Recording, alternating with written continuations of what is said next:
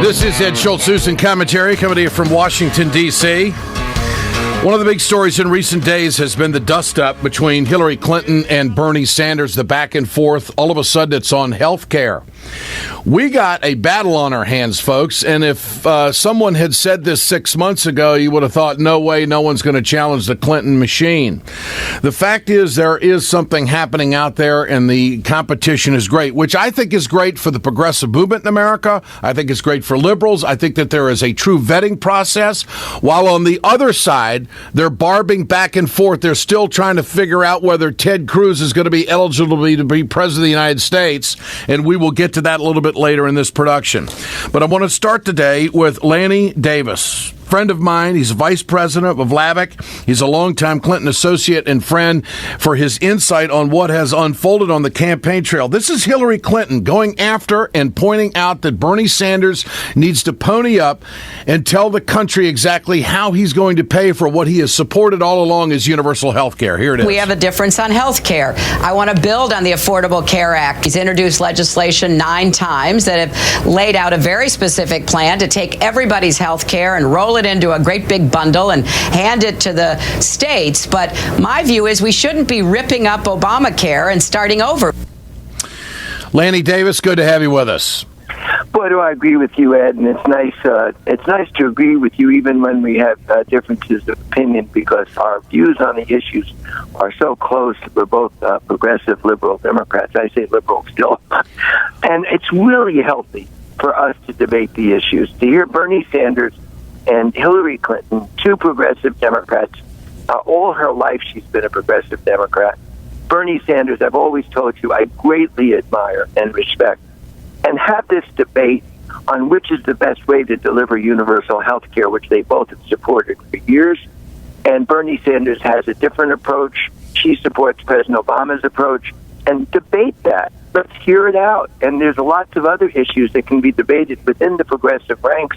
And look at the contrast, as you just said, absolutely correctly, between debating issues when you're very close, but you're willing to debate different approaches to get to the same objective, versus the Republicans literally slinging mud, personal attacks at each other. What a contrast. Well, I think it's important to point out, and I think you have capsulized it well, Lanny, is that if you were to put both candidates side by side, as that they will do again in the debate, and you ask them if they want universal health care, they're both going to say yes. But then they have to detail out how they're going to get there. Hillary Clinton wants to build on Obamacare or the Affordable Care Act, whatever you want to call it. And Bernie Sanders, we know for years, has advocated for Medicare for all, universal health care. But the twist in this is the claim by the Clinton camp, by the candidate herself, saying that Bernie Sanders would turn it over to people like Terry Branstad, the governor of Iowa. This is the response from Bernie Sanders on that. Now she's attacking me because I support universal health care. In 2008, she was attacking Obama because Obama was attacking her because she supported universal health care. I would hope that Secretary Clinton will tell the American people, does she support universal health care? Well, I don't really think that's the issue. The issue is how you get. The issue is how you get there. Your thoughts? Yeah. Excuse me for interrupting. Again, I love this guy. I love listening to him. I love his background. I love his commitment to progressive causes. And with their differences, but I love this guy. And I love Hillary Clinton. But he didn't address the question of what has he proposed in his legislation. He just said universal health care. So let's get to what the facts are. What he has said is, I would repeal the Affordable Care Act, Obamacare, and I would replace it by a single-payer system, which is socialized medicine, and Medicare for all means the government runs the medical system and all bills go to the government, as in Medicare, and Medicare pays doctors. She would say, I'd rather have the federal government running exchanges where competition occurs, where insurance companies bid for our business, and you have requirements for insurance companies like no pre-existing conditions, and a lot of other essential health care benefits have to be covered by all insurance companies. So it's a different approach, but they both want universal health care, but the government strongly intervening to make things right. But she is also right. What he's proposed is that 86% of his single-payer system would be funded by the federal government, 14% would be funded by every state, and that's in his legislation, and the states would run the Medicare for all per state. So it wouldn't be done out of the federal, entirely federal government system. It would be delegated to each of the states. Now, okay, that was in fairness. In fairness, that was a plan of yesteryear, just like Hillary Clinton had a plan of yesteryear when she tried to get health care back during the Clinton administration. But evolving to a position now, it's like she's taken an old piece of information and working over Bernie Sanders on that. It is true that the Sanders campaign has not laid out the full plan on how they're going to pay for it. But I think that if you ask the majority of Americans, that's not their issue. It's not a question of whether they're going to get taxed more. It's a question of whether they really do want universal health care. And that's why a lot of people are coming up with the conclusion that the only reason why Hillary's going down this road is because she has slipped in the polls and they're neck and neck. Let's just say they're neck and neck. I mean, there's so many polls out there. I don't even know who's ahead, but I know that they're so close. What about that? Well, look, you always stated fairly. People are coming up with a conclusion, but not a fact. The conclusion is looking at facts and then deriving a conclusion.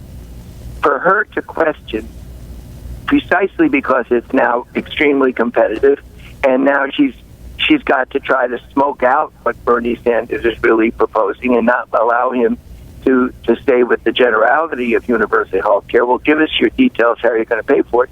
But the point is, and whether she's right or wrong in what he's presently proposing or what he proposed in the past, you make a very fair point. If he's evolved into a different position now, more power to him. I don't blame him for that. But now I'm interested in details because he's competitive with Hillary Clinton. It's time to get into details. So let's just assume that the conclusion here is because it's now competitive and very close in Iowa and New Hampshire, and it's possible, as I said in a column 6 months ago, that Senator Sanders could win both of those, then it's fair game, and it's good for our party, as you started out by saying. So let's debate exactly the details, and let's see how we get to universal health care, whether there's a better way than President Obama's way.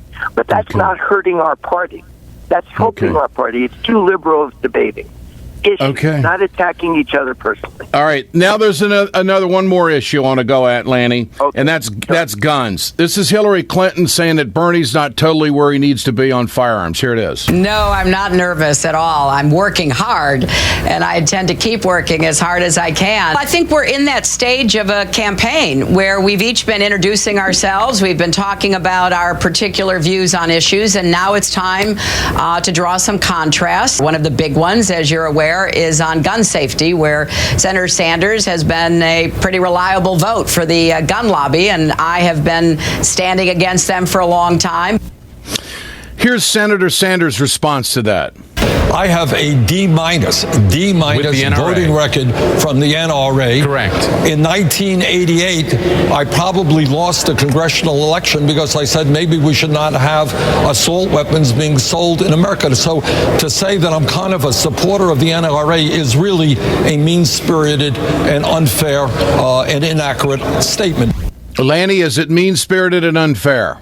I'm sorry he used that expression, because when he said that President Clinton's personal behavior was a disgrace, and that's a personal issue, a personal weakness that went on during the Monica Lewinsky time period, I thought that was mean-spirited, but I didn't think he meant it to be mean-spirited. I think he just said it and probably regretted it. I don't think Hillary Clinton is making a personal attack on saying he was a reliable vote for the gun law, because let's look at facts. I'd rather use facts than descriptions. You know me, Ed. I don't like reliable vote. That's a description. Let's look at facts. He voted against the Brady bill 9 times. The Brady bill was background checks. Not 1 time, 9 times. Fact. He voted and continues to vote for immunity for gun manufacturers from being sued if they recklessly sell guns. Recklessly being defined, they don't provide safety devices. Fact. Now, is that a reliable or unreliable vote? I accept his change in position as sincere, and I also respect the fact that when he voted against the Brady bill, he was voting on behalf of his constituents. So I don't criticize. It's a fact that has to be taken into account. Okay. And I think the two of them debating at this level and avoiding personal attacks. I know Hillary Clinton loves Bernie Sanders and admires him personally. I know it personally, having heard her say it. I know that Bernie Sanders did a wonderful thing when he said the emails aren't what we should be talking about. He's a great man, and let's see these two debate the issues and not use personal characterizations or conclusions about what they intend. Let's just listen to them, and we'll have a great debate Sunday night. Lanny Davis, always good to visit. Appreciate your time on Ed Schultz News and Commentary. Love talking to you, Ed. Bye-bye. And one more thing, Lanny. I'm doing a TV show again. I'm going to be on RT America here in Washington, D.C., and guess what? You're going to be a guest. Lanny Davis here on Ed Schultz News and Commentary.